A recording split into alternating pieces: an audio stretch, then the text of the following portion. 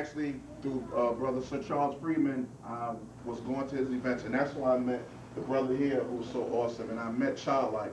And actually, I heard about this brother. I heard about Lawrence Spot, and I didn't, I don't know much about North Carolina, so 3 years ago, they said, oh yeah, go to Smithfield. It's not far. And so, y'all, from Burlington, that's like an hour and a half, hour, 45-minute drive. When I got here, I'm really happy to see this place full. And because my feature, it was like me, him, his wife, and like maybe 3 people. Right. And there was and when it ended up, it was just me, him, and his wife, and his lovely wife, and his children. And he's never stopped. He's always progressed, added on. And I'm glad that God is adding on. That he never gave up his hand.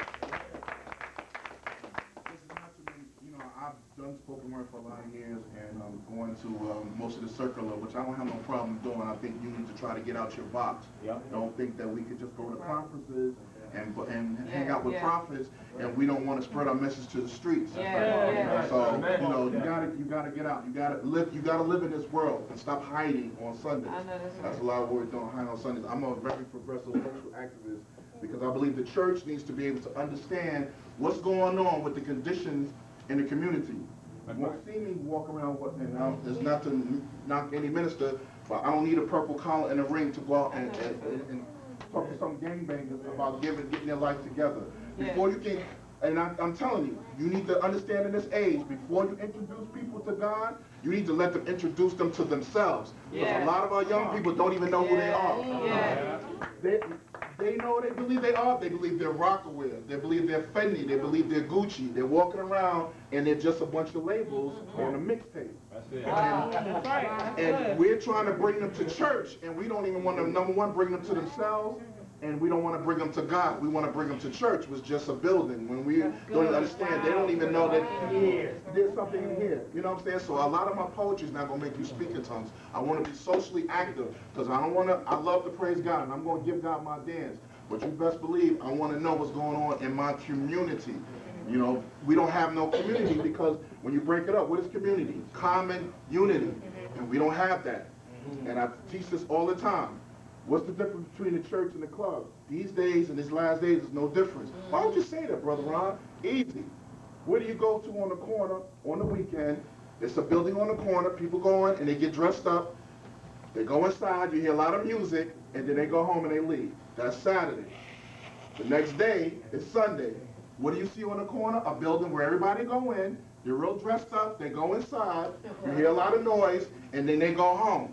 And there's no difference now because there's no community relations. You know what I'm saying? So we need Advents when we need OBX, so we need to do something, take our ties off, put our big hats away, and get out into the streets, and we need to minister.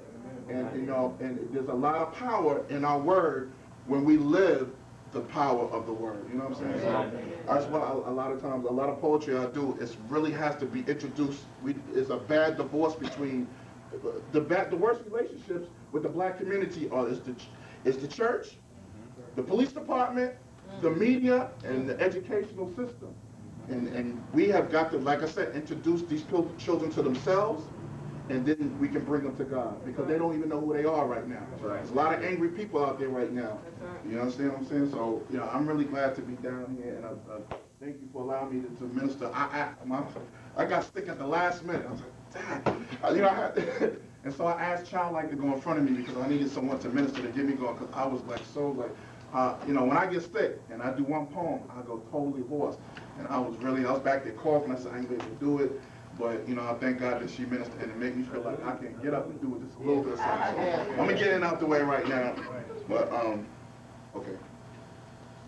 I'm born again, but I'm not your Phoenix son. Call me son of God among the service of self. The rebirth of Brooklyn, the renewal, the revival, the interpretation of cool, the introduction of gifted. The remix from Babylon to Mount Zion. If 30 is the new 20, call